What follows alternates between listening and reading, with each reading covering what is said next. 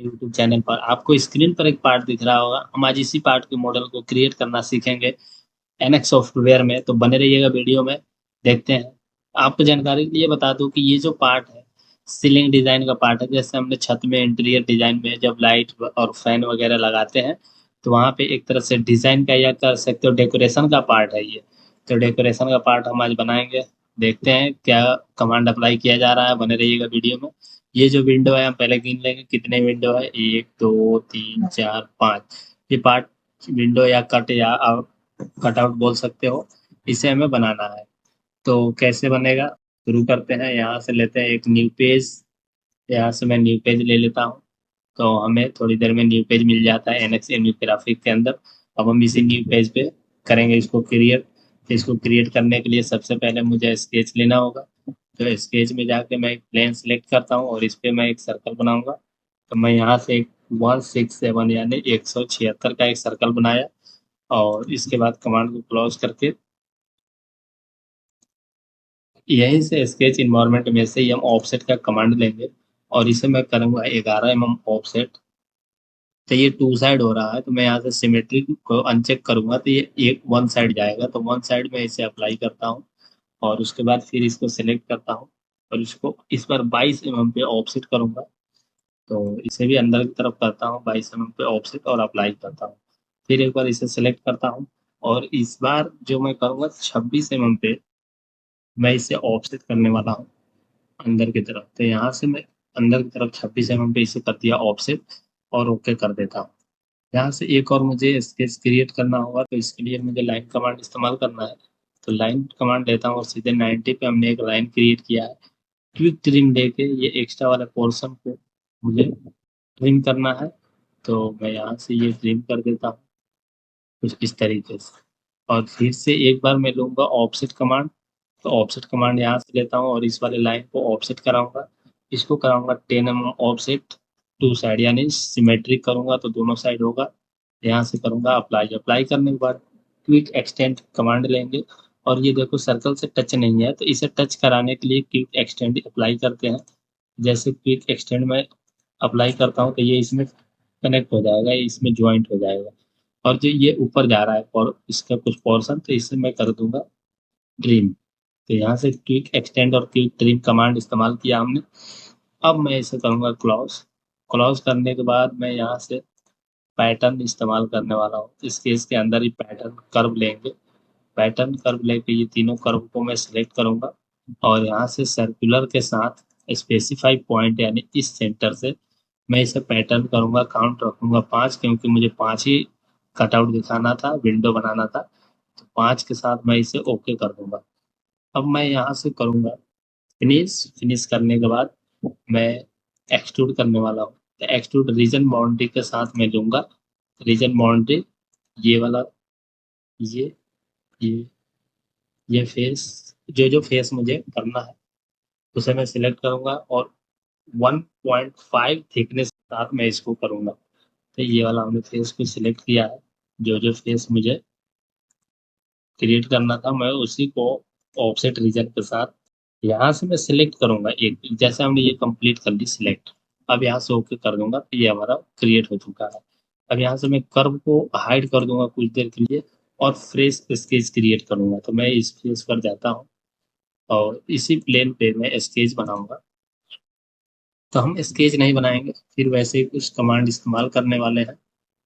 तो बने रहिएगा वीडियो में। तो यहाँ से मैं एक बार लेता हूँ प्रोजेक्ट कर, सॉरी, यहाँ से इसे अनसेलेक्ट करता हूँ।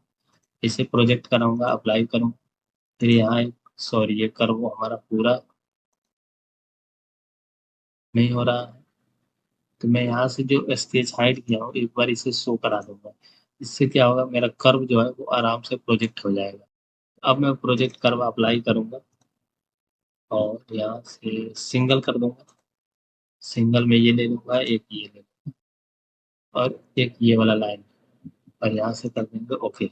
इतना हमने प्रोजेक्ट करा दिया है। अब मैं इसे हाइड कर सकता हूँ। तो यहाँ से हाइड कर दूंगा अब इसे।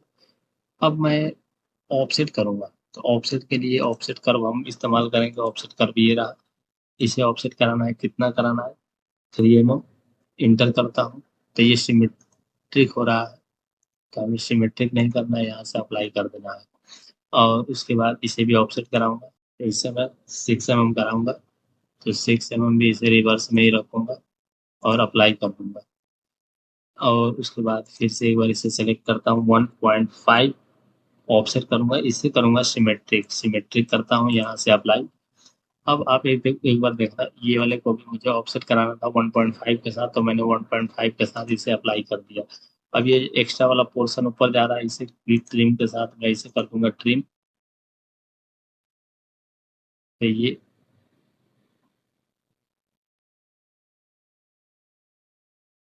ये पूरा ट्रिम हो गया है, इसे पूरा नहीं करना है ट्रिम।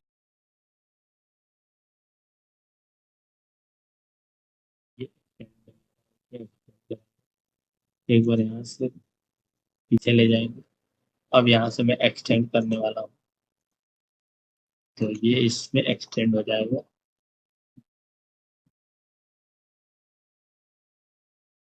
क्विक ट्रिम कमांड था, हमें क्विक ट्रिम नहीं करना है, हमें एक्सटेंड करना है, तो क्विक एक्सटेंड कमांड यहीं पर है, इससे एक्सटेंड कराता हूँ। एक बार यहाँ से प्रॉपर एक्सटेंड हो जाएगा, फिर मैं अपने ज़रूरत के हिसाब से इसे ट्रिम कर दूंगा। तो मुझे ये नहीं चाहिए, इसे मैं ट्रिम करता हूँ। और यहाँ से नीचे ठीक है, एक बार जूम करके देखूंगा, ऊपर भी ठीक है। अब यहाँ से ये वाला जो लाइन है इसे कर देंगे हम ट्रिम, यहाँ से ये, तो ये हमारा बन गया। अब मैं इसे करूँगा पैटर्न, तो एक बार फिर से मैं पैटर्न इस्तेमाल करने वाला हूँ। तो यहाँ से मैं पैटर्न में जाके इस कर्व को सिलेक्ट करूंगा, जिस जिसको मुझे सॉरी, ये शिफ्ट प्रेस करोगे तो ये हमारा हो जाएगा अनसिलेक्ट।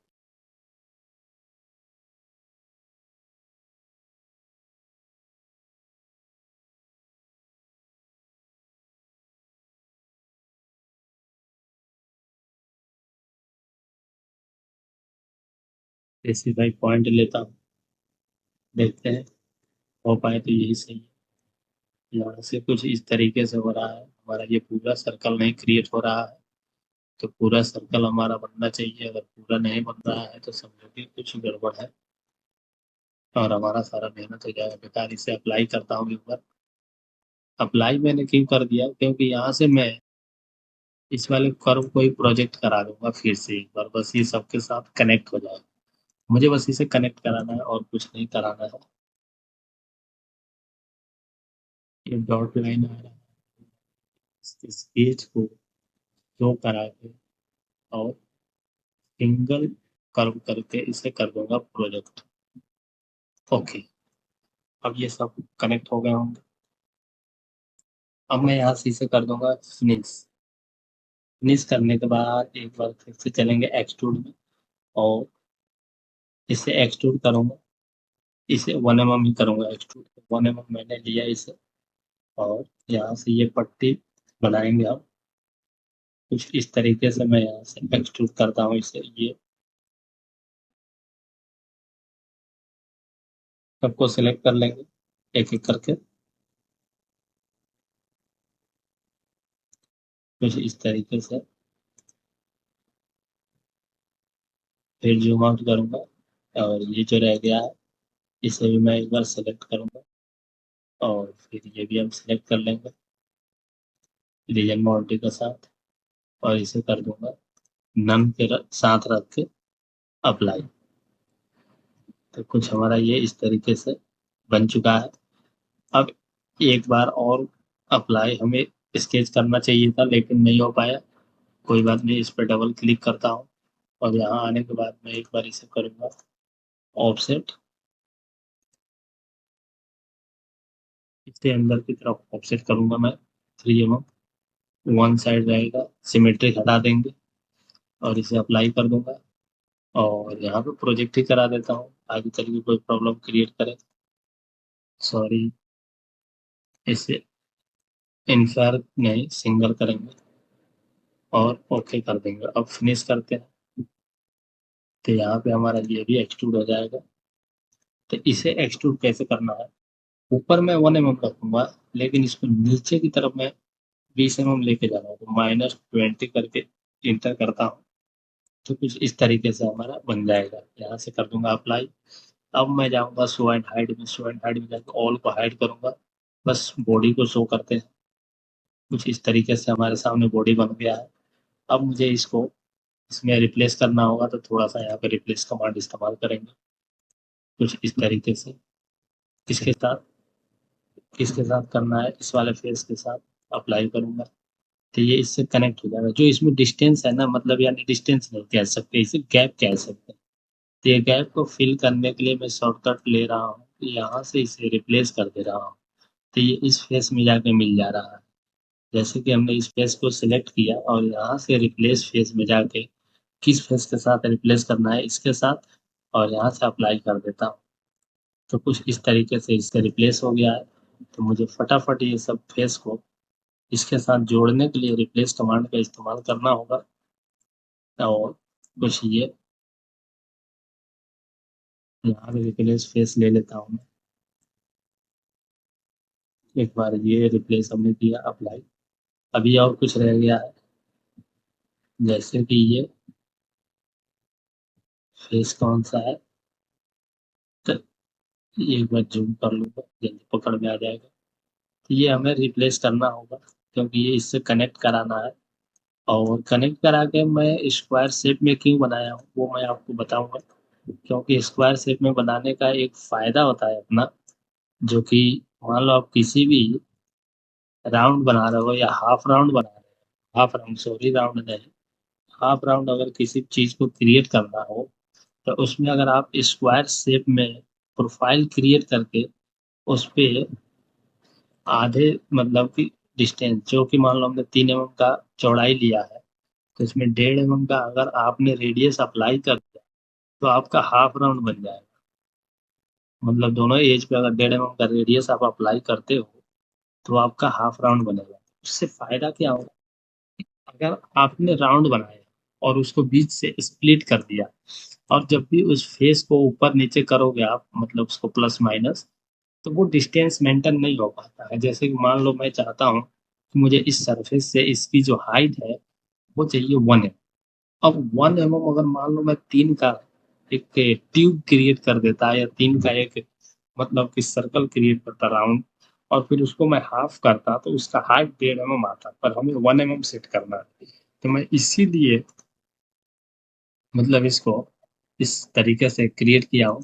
अब मैं यहाँ पे अप्लाई कर दूंगा।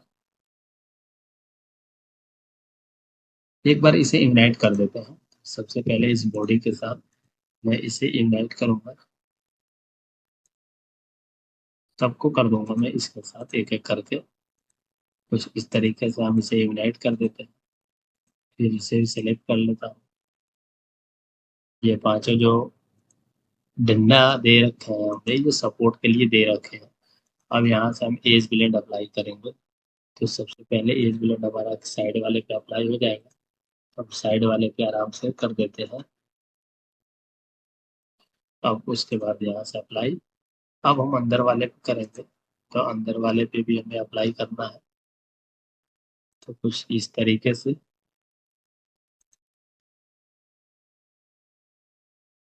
तो इसे इसे प्रेस करके आप इसे सेलेक्ट करोगे, तो वो आपका अनसेलेक्ट हो जाएगा। इस कर्व जो होता है उसे हमें मूव करके माउस पॉइंटर से इशारे से इसे पकड़ना होता है, नहीं तो ये दूसरा सेलेक्ट हो जाएगा, तो फिर रेडियस कहीं और ही अप्लाई हो जाएगा। कुछ इस तरीके से हमने रेडियस को अप्लाई किया है इस। सॉरी, सॉरी, सॉरी, माफी चाहता हूँ दोस्तों, क्योंकि इस पे रेडियस मुझे 1.5 का अप्लाई करना था, जबकि सब पे हमारा 1 का ही अप्लाई हो गया। इस पे डबल क्लिक करता हूँ और यहाँ से 1.5 इंटर करता हूँ। ओके, और फिर से इस पे डबल क्लिक करता हूँ और यहाँ से 1.5 इंटर करता हूँ। तो ये हमारा 1.5 का रेडियस अप्लाई हुआ है। 1.5 का करना था मुझे, तो मैंने 1.5 का ही अप्लाई कर दिया। अब ये वाले रह गए, इस पे भी मुझे करना होगा। तो यहाँ से एज ब्लेंड लेते हैं और एज ब्लेंड 1.5 का ही रहेगा। 1.5 में भी ये मिल नहीं रहा है, क्योंकि इसकी लग रहा है ऑफसेट हमने गलत ले लिया है।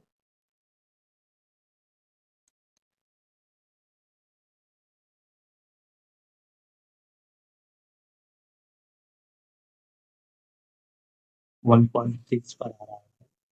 तो एक बार मैं इसकी ऑफसेट चेक कर लेता हूँ, जो हमने यहाँ से स्केच बनाया था। तो एक बार स्केच जो हमने बनाया ये हो सकता है।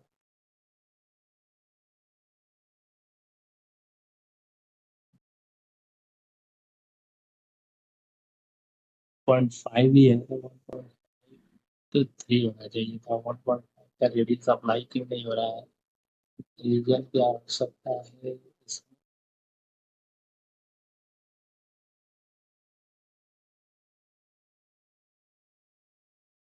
चलो ठीक है।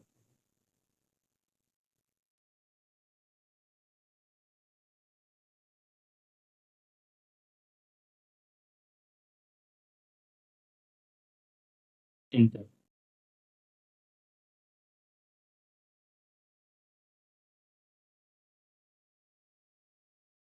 तो इसमें हम 1.5 का रेडियस अप्लाई कर देते हैं।